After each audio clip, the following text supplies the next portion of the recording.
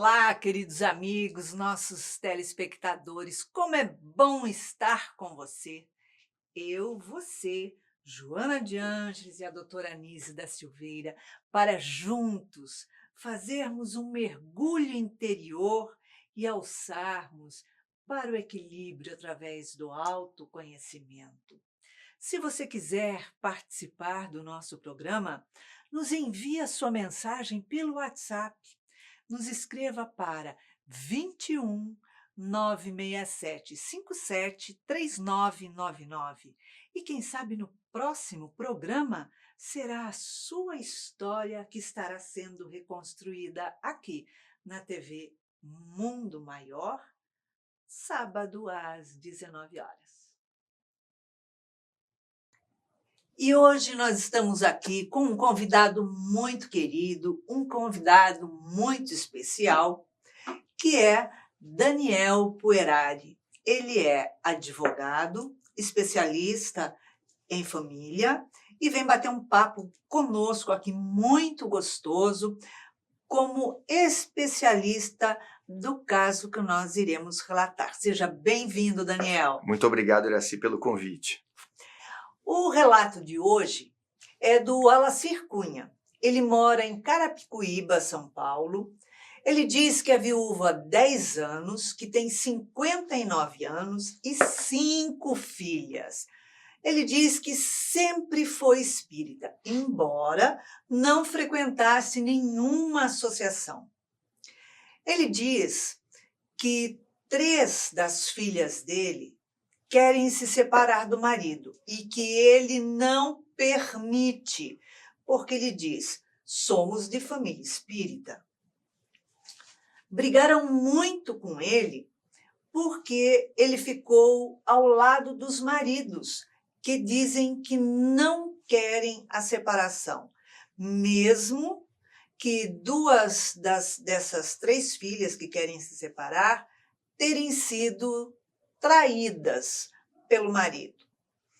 Ele diz assim, que a outra filha, ela recebeu uma psicografia da mãe, já desencarnada, por uma médium de Minas Gerais, dizendo que o marido dela, dessa filha, que não foi traída, que ele teria mandado matar o pai do genro dele, pois o genro foi morto num assalto em Minas Gerais, embora não tivessem sido levado nada.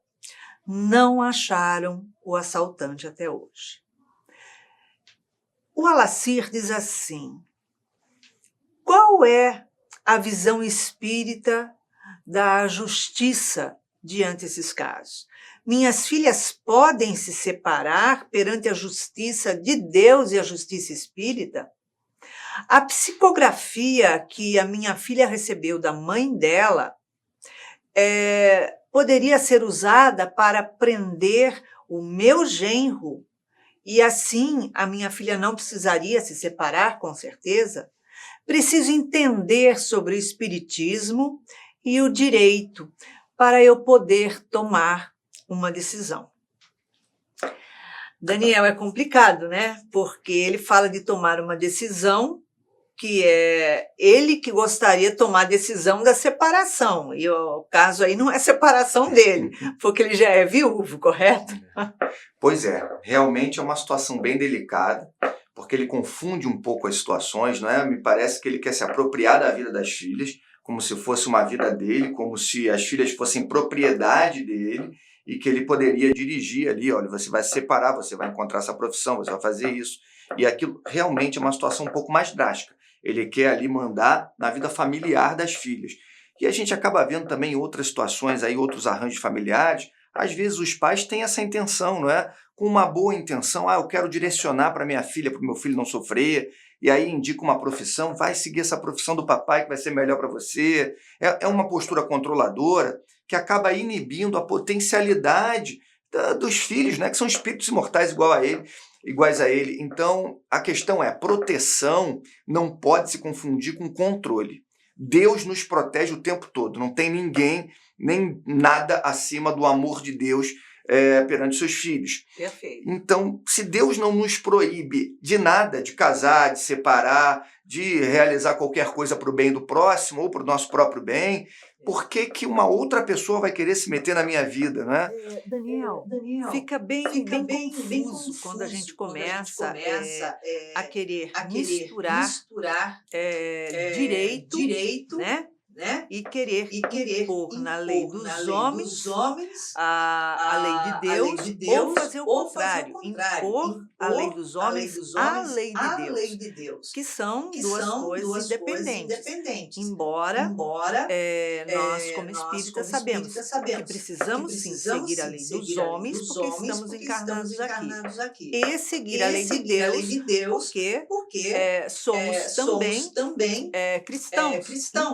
Então, temos que seguir esse espaço. Mas aí ele quer, pelo que eu estou percebendo, assim, controlar um pouco a vida das filhas, usando a retórica de somos uma família espírita. Mas também nunca frequentei, nunca fiz nada.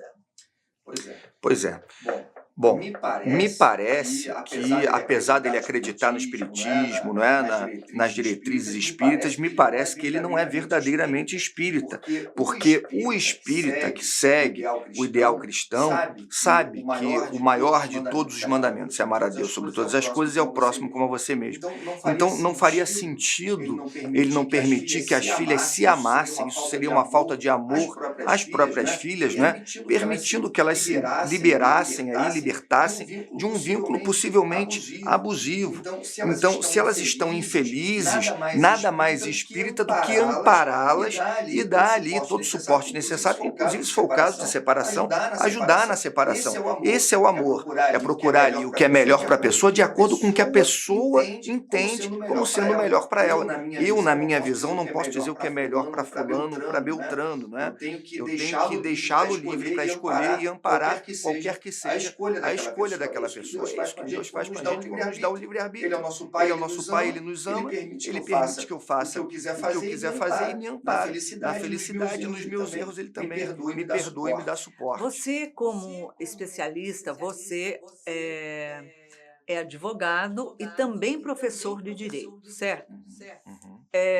Quando a pessoa procura dizendo, olha só, eu quero me separar, papapá, papapá, e a outra parte diz, eu não aceito a separação, faz-se cumprir a lei.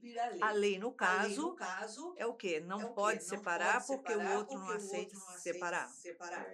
Isso daí não existe. A nossa lei é bem falha, né? A lei divina é perfeita. Nossa lei é bem falha. A gente vê algumas situações acontecendo aí que acabam culminando numa impunidade. Essa é a lei dos homens, né? Não tem relação nenhuma com a lei divina.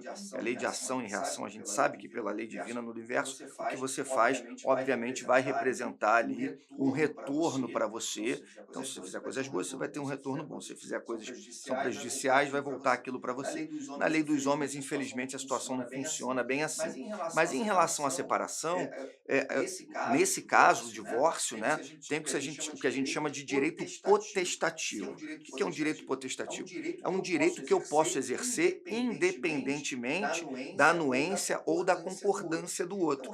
Então, recentemente, eu já tive até alguns casos desses no escritório, em que uma pessoa quer se divorciar e a outra não aceita e some, é permitido, a legislação permite que esse indivíduo ingresse em juízo e liminarmente. O que isso quer dizer? Antes até da outra pessoa tomar ciência do processo, o juiz ali decreta o divórcio. Então a outra pessoa, quando for citada, né, quando ela for chamada ao processo, olha, tem esse divórcio aqui, ela já vai ser comunicada do divórcio. Já vai ser citada, divorciada a outra pessoa. Então, a lei ampara o divórcio, o espiritismo ampara o divórcio, o próprio evangelho, segundo o espiritismo, ele fala que é melhor você romper um vínculo que não se sustenta mais, para cada um seguir o seu caminho em paz, seguir o seu rumo, seguir sua vida, do que você permanecer com um relacionamento abusivo, que pode cada vez mais piorar e ter consequências absurdas, né? Como a gente vê aí, infelizmente, tragédias acontecendo. Tragédias que, de repente, não aconteceriam se o vínculo tivesse sido rompido anteriormente. A gente vê que está acontecendo muito feminicídio, né? É um absurdo o que nós temos visto. E isso muitas vezes em decorrência da pessoa ou não ter coragem de pedir uma separação, ou pedir uma separação e a outra parte não aceitar e querer impor a sua vontade. É mais ou menos alguma coisa assim, não é não? Exatamente. Inclusive, nós temos aqui a Lei Maria da Penha, né? A Lei Maria da Penha permite que a pessoa busque a ajuda da justiça e tem plantões para essa determinada finalidade. Pessoa que se sente coagida, mulher que se sente coagida por conta de uma violência doméstica, ela pode requerer o distanciamento social desse marido abusador, não é? Que causa algum prejuízo, ainda psíquico, emocional. As pessoas ainda não dão ali a devida importância à violência emocional, à violência psicológica, que por vezes, tudo bem, não vai tirar ali a vida física daquela pessoa por meio de um ato físico contundente, mas pode fazer com que a própria pessoa entre num quadro depressivo e tire a sua própria vida. Então, o distanciamento necessário do abusador, ele precisa acontecer, mas só vai acontecer se a própria pessoa buscar uma saída, buscar ajuda. Ninguém vai fazer isso pela pessoa, até mesmo porque se um vizinho denuncia que está acontecendo algum abuso naquela, sei lá, naquela casa do lado, no apartamento do lado, a pessoa abre a porta e fala, não quero que ninguém entre aqui, está tudo bem, vai valer o que a pessoa está dizendo. Então, a consciência de saber ali que precisa aquele relacionamento, de um apoio, de uma ajuda, ainda que uma ajuda jurídica, é fundamental. Esse reconhecimento. As pessoas ainda estigmam muito, estigmatizam muito o divórcio, como se o divórcio fosse algo que traria algum demérito para a vida pessoal daquela pessoa. Ah, não deu certo, se divorciou, não é que não deu certo. As coisas nem sempre na vida dão certo naquele momento, vão dar um pouco mais à frente. Então, é ter consciência e saber que se a pessoa precisa de ajuda, a ajuda precisa ser buscada por essa pessoa. Certo. Agora, ele diz assim, né, no caso lá que, ele não permite. Tem o direito, no caso dos pais, permitirem ou não permitirem a uma filha separar ou fazer qualquer coisa, uso do livre-arbítrio dela e tomar qualquer decisão, legalmente, ou legalmente ele não tem o direito de impedir que a filha se separe ou continue casada, seja lá o que for. Juridicamente, essa decisão cabe só aos cônjuges, só ao marido e à mulher. Na prática, é um pouco diferente, porque na prática, dependendo da situação, né, a experiência no direito de família é muito rica nesse sentido. Às vezes, a filha depende economicamente do pai. E às vezes, até o marido da filha também dependem ali, trabalham numa mesma empresa, dependem economicamente do pai, que às vezes é o patriarca, que toma conta, controla economicamente a vida daquele casal. Então, na prática, isso até pode acontecer. Eu já vi algumas situações nesse sentido. O sujeito não separa, a moça também não quer separar, apesar de não estar feliz, porque ambos dependem do pai ou da mãe, que não quer saber de divórcio, pessoas, às vezes, de uma outra época, com uma outra mentalidade, e aquilo vai se propagando, né? Na Ou seja, força. todo mundo fica infeliz com aquela situação, mas pelo dinheiro a gente continua casado. A dependência material acaba causando isso, né? Então, seria um momento de reflexão para essas pessoas que se encontram nesse quadro, né? Até que ponto realmente eu dependo eu tenho essa dependência material toda, eu posso ser independente, eu posso fazer o meu caminho, eu posso me libertar disso. O direito dá total liberdade para o indivíduo de um dia para a noite, se ele quiser, olha, eu não quero mais continuar aqui, eu quero me divorciar. Não tem nenhum problema. A pessoa maior e capaz é independente. Certo. Agora, perante a doutrina espírita, tem os pais, ou o dever ou o direito de querer que um filho maior de idade, porque mesmo porque quando se casa já se torna maior de idade, né, independente, que ele tome uma decisão de separação ou não? Não tem nem a doutrina espírita, pelo contrário, né? A doutrina espírita ampara o livre-arbítrio, então cada um ali vai ter o direito de decidir sobre o que é melhor ali para a sua vida, e o próprio Evangelho segundo o Espiritismo é muito claro. Se deve, ao máximo, preservar a instituição familiar, porque é Sim. importante, há um planejamento para que as pessoas venham encarnadas naquela mesma família, o pai tome conta daqueles filhos, tomar conta não é controlar, Então a gente precisa saber dosar o que é um cuidado para não se transformar num controle que vai causar algum dano àquela pessoa. Porque o pai, geralmente, né, o pai quer o melhor para o seu filho. E nessa ânsia de querer o melhor, acaba retirando, inclusive, as possibilidades dos filhos desenvolverem suas habilidades. Então, o que a gente vê hoje em dia na prática, eu vejo muito isso, são adultos infantilizados. Por quê? Porque precisam socorrer do pai quando tem alguma emergência financeira. Não é não pedir ajuda. Isso é normal, os filhos ajudam aos pais, os pais podem ajudar economicamente aos filhos, mas se tornar excessivamente Depende. dependente. E aí, às vezes, não mora com o pai, mas não dá um passo sem ali a autorização do pai, sem saber o que a mãe acha. Eu já tive casos no escritório de que o indivíduo requereu o exame de DNA, porque ficou com suspeita daquela criança não ser filho dele, mas porque a mãe exigiu, ou seja, a avó da criança. E ele deixou muito claro: olha, eu só quero fazer esse exame de DNA porque a minha mãe está me forçando a fazer isso por mim, eu sei que é meu filho, mas para não ter nenhum problema, aí a mãe foi junto, a mãe pagou o exame de DNA, a mãe ali Como era se o filho fosse dela, como se o aquela filho fosse criança, dela. e ela que vai tomar as atitudes. Pois é, mas a pessoa se permite, né? É porque é fácil você, numa situação de conforto, se permitir abrir mão da sua liberdade. Mas em algum momento, né, e a doutrina espírita nos ajuda muito nesse sentido, é importante a gente ter o despertar, buscar o autoconhecimento, saber que nós somos capazes aí de traçarmos o nosso próprio rumo, sem depender excessivamente de ninguém. Porque depois o pai e a mãe desencarnam, como é que vai ser a vida dessa pessoa? Já um adulto que era totalmente dependente de outras pessoas, não vai ter quem guiar, vai ficar completamente perdido. Essa emancipação emocional tem que ser trabalhada desde a adolescência, a infância. Com certeza. Agora, ele tem o caso, isso seriam 2 filhas, quer dizer, nenhuma ele quer que separe, né, nenhuma das 3, que são 5 filhas, né. Agora, essa terceira, que quer se separar, que não diz o motivo também, e que não foi traída, porém que ela recebeu uma psicografia da própria mãe, que já desencarnou há 10 anos, dizendo que o próprio marido, né, o genro, teria, matado o pai numa simulação, digamos assim, de um assalto, onde não levaram nada, e a pessoa que fez o assalto sumiu, desapareceu, tiriri tororó, vamos ver o que que vai dar isso, né. Nesse caso, perante a justiça terrena, né, olhando o lado jurídico, essa psicografia poderia ter valor?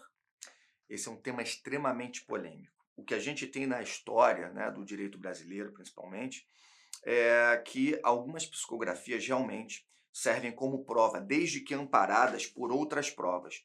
Nunca seria a única prova. Então seria mais uma prova, mais um reforço de que aquele fato realmente aconteceu.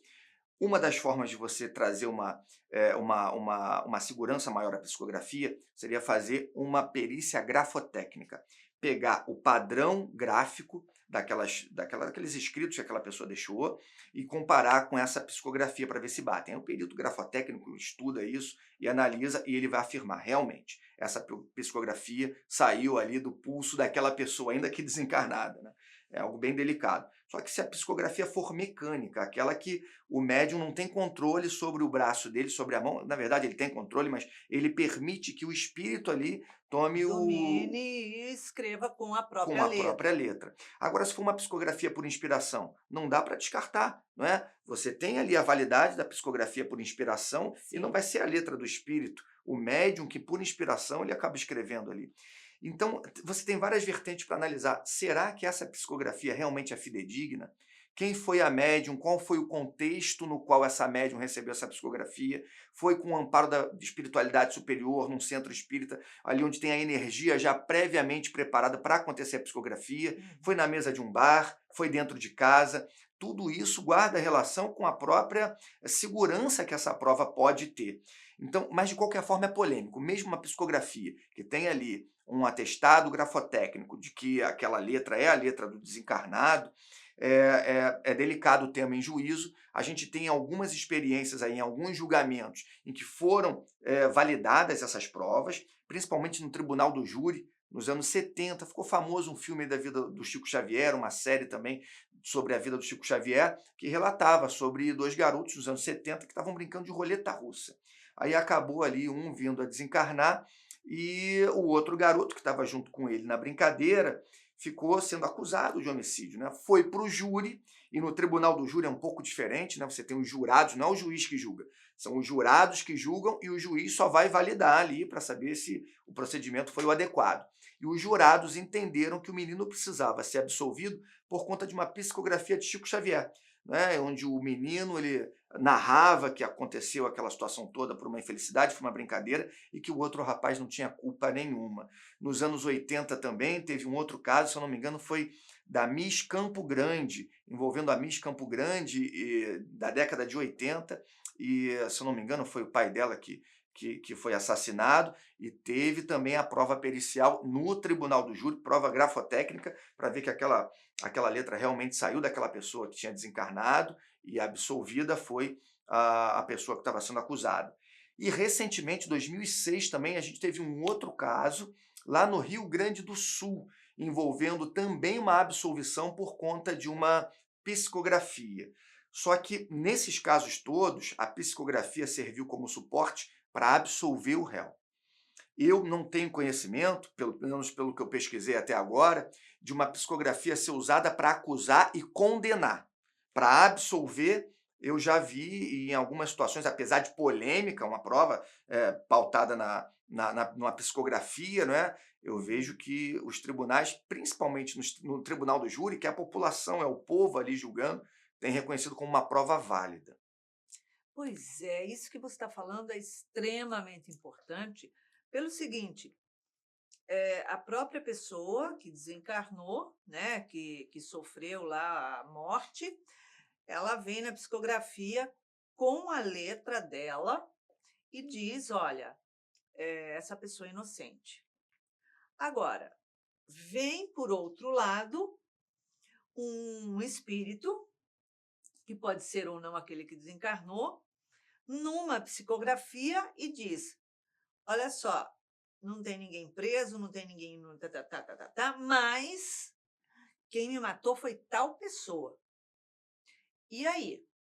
Pois Qual é. é? Porque eu imagino que tenha que ter uma prova testemunhal e outra, se há um desentendimento, se há alguma falta de empatia entre essas pessoas, a gente acho que não sabe, né, a relação da mãe, né, da sogra e do genro e do pai, enfim, para poder atestar, no caso, que aquela pessoa é culpada, e sendo que não tem ninguém preso, não tem. Pois é realmente muito delicada essa questão, porque retirar a liberdade de uma pessoa é algo muito sério, né? O valor liberdade está ligado diretamente à vida da pessoa. Quando se retira a liberdade de alguém por conta de uma pena, principalmente envolvendo um homicídio, você está intervindo ali de forma drástica na vida da pessoa. Só a psicografia para condenar não tem histórico, né? Histórico brasileiro, pelo menos,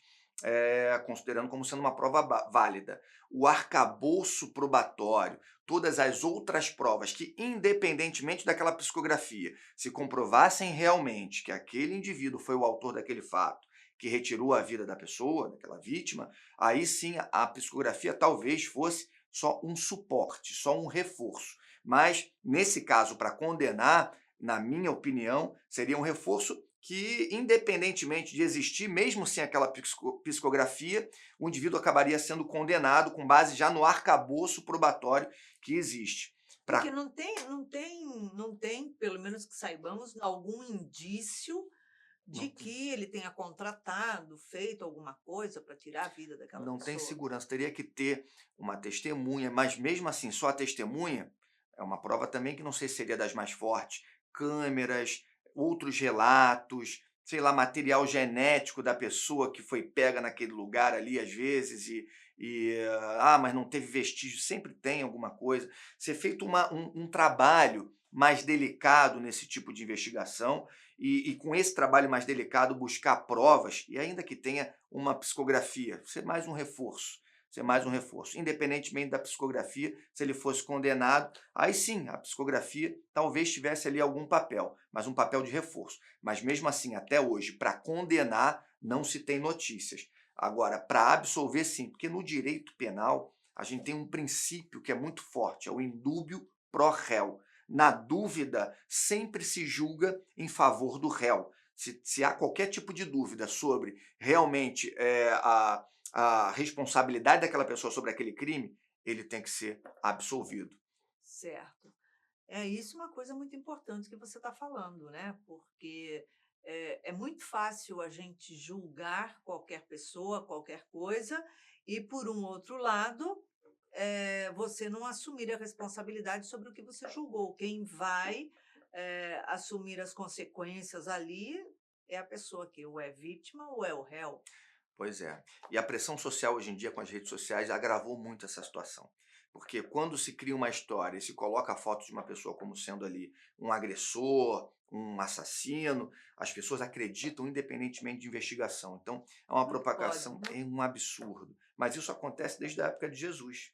Né? Isso é Quando verdade. colocaram Jesus e Barrabás do lado, um começou a gritar: é para liberar quem? Como é Barrabás, Barrabás, Barrabás. A população, desde a época de Jesus, já não sabia escolher muito bem. Já Deu no que tinha. deu. E não melhorou muito. Até hoje a gente vê, não é? Não sei, essa questão, a voz do povo é a voz de Deus.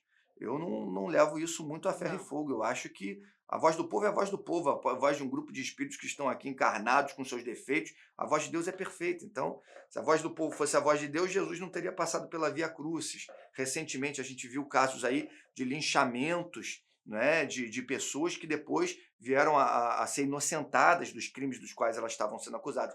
No interior de São Paulo mesmo, se eu não me engano, teve uma moça que foi acusada de sequestrar crianças, e eu acho que ela tinha alguns problemas psicológicos, coitada, também não sabia, não conseguia se defender.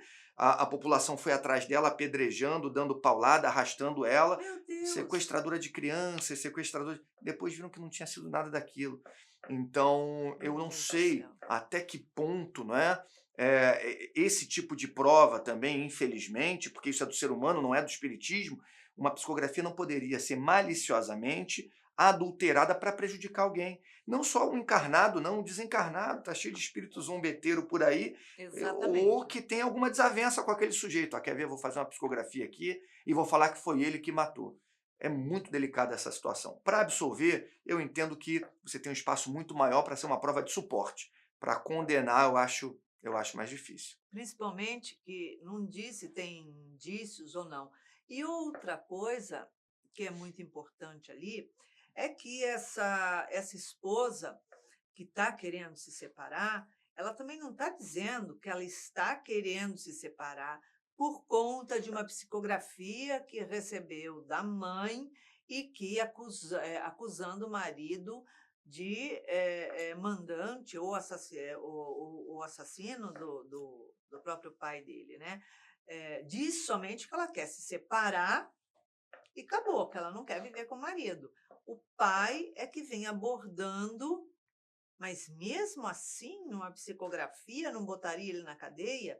E por um lado, eh, dá a entender que ele gostaria, ele ao invés da filha se separar, ele preferia que o genro fosse preso, mas que a filha continuasse casada. É isso que a gente entende, não? Pois é, o que torna a situação mais delicada e mais difícil ainda. Se o sujeito está preso e eles já não se dão muito bem, eu acho que essa moça ela teria ainda uma independência maior e um distanciamento até melhor para poder refletir, saber que ela realmente vai precisar se divorciar. Me parece que elas já estão decididas. O pai é que não permite. Agora, por que, que o pai não permite? Qual é essa dependência emocional que ela tem? Que elas têm, não é? O porquê? Será que é uma dependência financeira também? Ou será que foi uma educação extremamente castradora que ficou controlando e causando dependência dessas filhas aí a esse pai? E elas compram essa ideia. Porque a partir do momento que a pessoa começa a analisar a sua vida, saber que ela é dona do seu próprio destino, saber que a felicidade dela só depende dela, não depende de escolha de mais ninguém, nem do marido, nem de filho, nem de pai, e ela começa a se libertar desses vínculos que são danosos, a vida dela vai começar a progredir, ela vai tomar as decisões que lhes competem, as três, né? Eu acho que são três que estão nesse problema, as Sim. três poderiam se libertar tranquilamente, mas Na minha opinião, tudo isso passaria, primeiro, por um trabalho muito forte, pautado no autoconhecimento, nas reflexões que elas precisam ter sobre as diretrizes das vidas delas, né? Porque amanhã ou Sim. depois o pai desencarna. A mãe já desencarnou, ele é viúvo, né? Então, o que, Uhum. que vai ser dela? Será que elas vão ficar dependentes dos maridos? Porque quando a gente encontra uma bengala, se a gente não percebe que nós não precisamos daquela bengala para andarmos livremente, a gente fica com ela com medo de cair. Né? E esse trabalho de libertação é muito importante. E começa pela pessoa. E, pelo que nós compreendemos tanto dentro da doutrina espírita, quanto dentro da própria vara do direito, né, dessa legislação, uma pessoa, por ela estar sendo dependente do marido, de um salário, seja lá o que for, ou não, nada impede que ela se separe e arregace as mangas e vá trabalhar e se sustente. Não tem que ter, uma pensão do marido se não for uma criança, se não tiver filhos pequenos, não é isso? Até as pessoas já mais envolvidas, né, se tinham ali uma dependência muito grande daquele marido, ou vice-versa, também o marido da esposa, por exemplo, pegar uma formatação de um marido que é o provedor, um sistema que antigamente era chamado de tradicional, né, o marido provedor e a moça ficava ali tomando conta das crianças e da casa. Às vezes até tem uma profissão ou não, mas abriu um pouco mão dessa sua profissão ou da sua independência exterior, externa àquele lar, para poder se dedicar exclusivamente ao marido. Nesse momento que ela percebe, eles percebem que não vai mais dar certo, eles precisam se separar. Durante um período, uma pessoa que é capaz, adulta e tem a sua independência, ela até vai precisar de um suporte para poder reingressar no mercado de trabalho, se recapacitar, porque do dia para a noite a pessoa conseguir desenvolver uma atividade, e ainda mais, né, nesse contexto, se tem filhos, vai ter que ajudar a criar os filhos também, Uhum. é uma responsabilidade conjunta. Pode ser necessário, sim, uma pensão, mas não uma pensão vitalícia. É uma pensão que vai demorar ali um tempo necessário para ela se reorganizar e ter a sua independência. Nesse caso, sim, mas não vai durar para sempre. Em algumas situações que são pontuais, por exemplo, uma pessoa já idosa, aí não, aí tudo bem. Uma pessoa, por exemplo, que vai se separar com 70 anos de idade, 70 e poucos anos de idade. Se separa e o provedor é o marido que tem uma aposentadoria, por exemplo, e tem condições de pagar uma pensão. A pessoa de 70 anos, para se recolocar no mercado, é um pouco mais difícil. Aí Sim. tudo bem, poderíamos até pensar numa pensão vitalícia. Mas num contexto geral, as pessoas se separando aí em plena capacidade laborativa, não tem por que depender, nem é proveitoso depender do outro o resto da vida. É verdade. E, numa situação dessa, por exemplo, os bens podem ser, no caso, se houverem bens, esses bens podem ser, divididos depois, após inclusive um divórcio. Pode, com Não certeza. precisa ser tudo junto. Então a pessoa está se divorciando, mas, tem que dividir os bens, e aí fica discutindo, então não divorcia. Não tem essa Não tem dependência. essa dependência. Um caso prático. Uma moça não queria se divorciar, o meu cliente ele queria se divorciar. Eles de fato já estavam separados aí há um ano mais ou menos, mas ela não queria, não tem consenso. Então nós ingressamos com uma demanda, não é, um processo judicial, objetivando o divórcio. Nesse divórcio, a gente levantou o patrimônio que aquele casal ali amealhou no curso da união, né, do casamento, porque no caso ali era o regime de comunhão parcial de bens, então era dividido, ali seria dividido o patrimônio que eles conseguiram durante o casamento.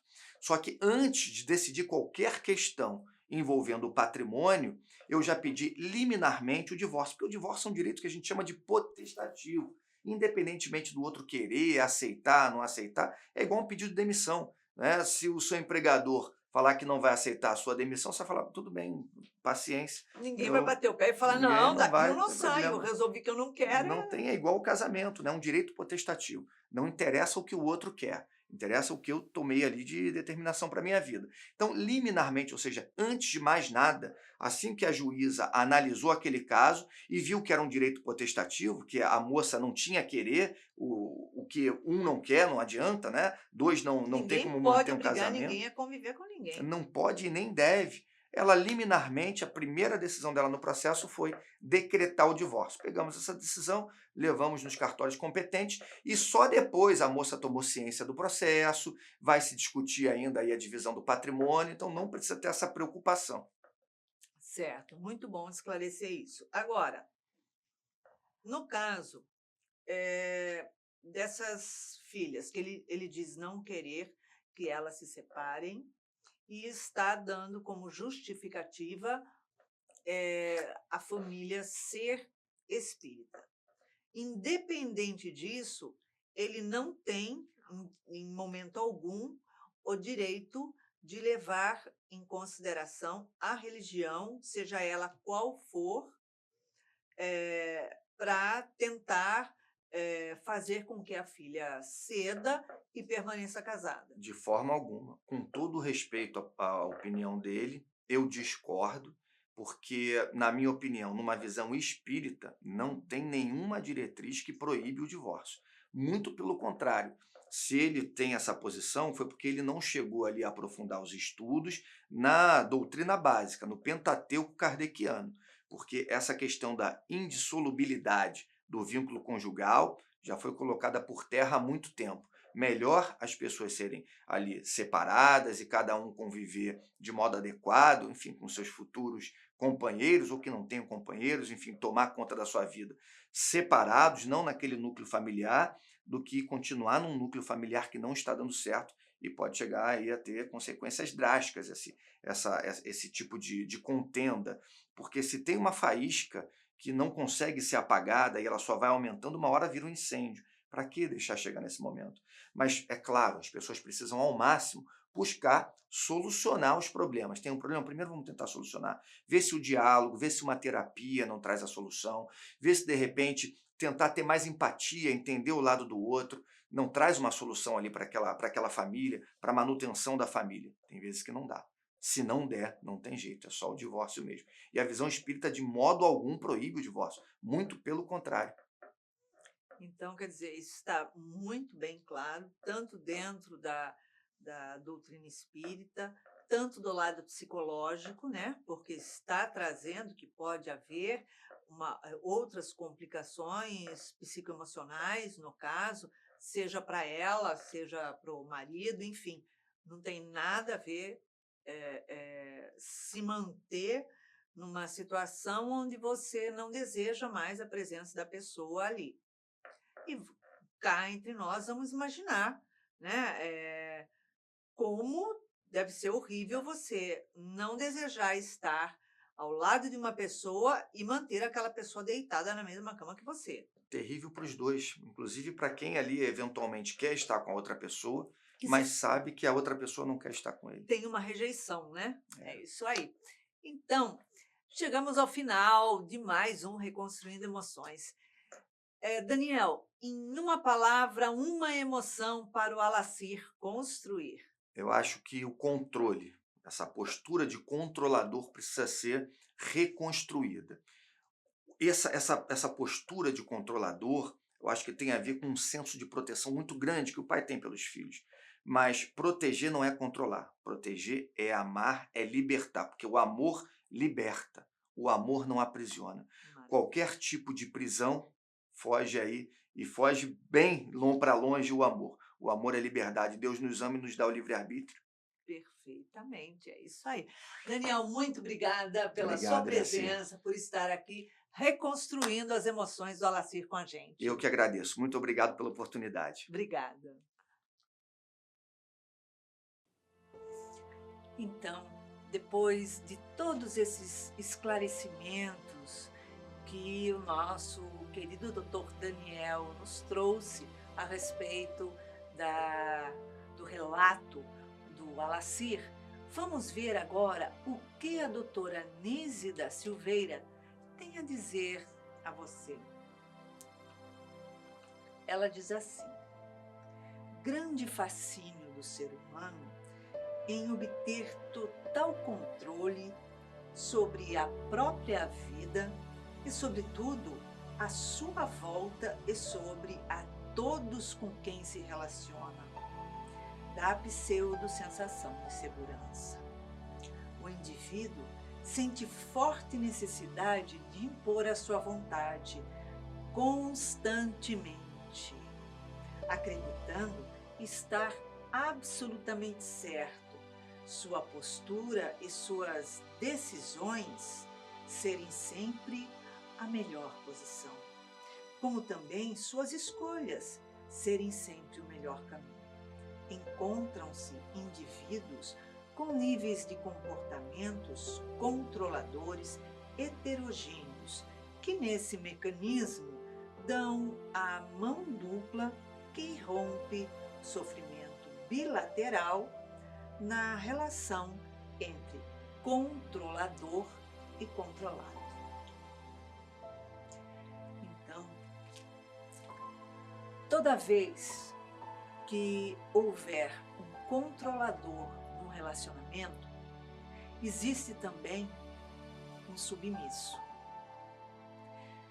E quando o controlador pega o controle para exigir do outro que haja de tal ou tal forma, ele está fazendo com que a outra parte, que é o submisso, em obedecer à vontade e o desejo dele, proporcione maior sofrimento. Primeiro, que se não der certo, o controlador vai sentir uma baita de uma culpa, porque forçou aquela pessoa que está sendo submissa a fazer cumprir a sua vontade, o seu desejo para com a vida dela. Desde quando o pai disse que, olha, você nasceu para controlar a vida dessa pessoa, dessa pessoa, dessa pessoa. Alguém conhece isso em alguma passagem de Jesus, nós somos cristãos? De jeito nenhum, porque Deus deu uma vida para cada um tomar conta da sua própria vida. E todos nós temos o livre-arbítrio e devemos decidir e escolher o que queremos, o caminho que devemos seguir, o trabalho que devemos fazer, com quem queremos conviver, que filhos e quantos filhos vamos ter, se eu caso com essa pessoa ou com aquela, se eu permaneço casado ou se eu me separo, enfim. Não cabe a outra pessoa que é controladora tomar a decisão. Cabe sim cada um decidir pela sua própria vontade e escolha. Embora, muito embora, toda vez que decidimos agir como submissos, ainda assim estamos fazendo a nossa vontade, utilizando o nosso livre-arbítrio, mesmo contrariando aquilo que sentimos, aquilo que acreditamos, aquilo que queremos, somente para satisfazer a vontade e o capricho do outro que vem exigir sobre mim. Não esqueça, toda vez que eu me torno submissa, a boca cala e o coração e o corpo fala. E a doença chega. Então, precisamos utilizar o nosso livre-arbítrio com total consciência. É isso. Se você quiser participar do nosso programa, nos escreva e envie a sua história, a sua emoção, o seu relato para o número 21 967 57 3999. E quem sabe no próximo programa, a sua história que estará sendo reconstruída aqui na TV Mundo Maior. Beijinho carinhoso.